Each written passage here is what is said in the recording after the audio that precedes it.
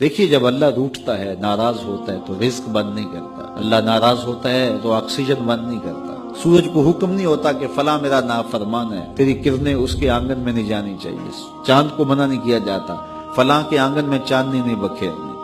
Oxygen روک دی نہیں جاتی، کھانے روک نہیں دیے جاتے۔ جب اللہ کسی سے ناراض ہو جاتا ہے ہدایت روک دیتا ہے، اللہ کسی سے ناراض ہوتا ہے تو من اجڑ جاتا ہے، اللہ جب کسی سے ناراض ہوتا ہے تو سجدوں کی توفیق نہیں ملتی، اللہ جب کسی سے ناراض ہوتا ہے تو خشیت الہی کے جذبے چھین لیے جاتے ہیں، تو وہ یہ دولتیں لے لیتا ہے۔ بندہ سمجھتا ہے میں نماز پڑھنے نہیں جاتا، اور تو کون ہے نہ جانے والا، وہ بلاتا ہی نہیں ہے،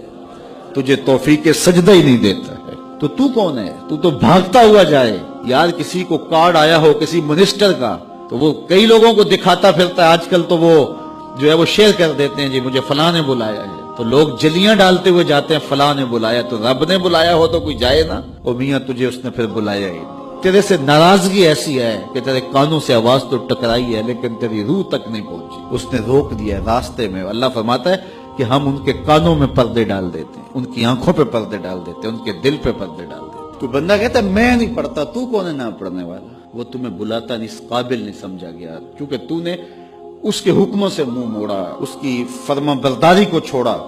تو پھر اس نے بھی تجھے راندہ درگاہ کر دیا،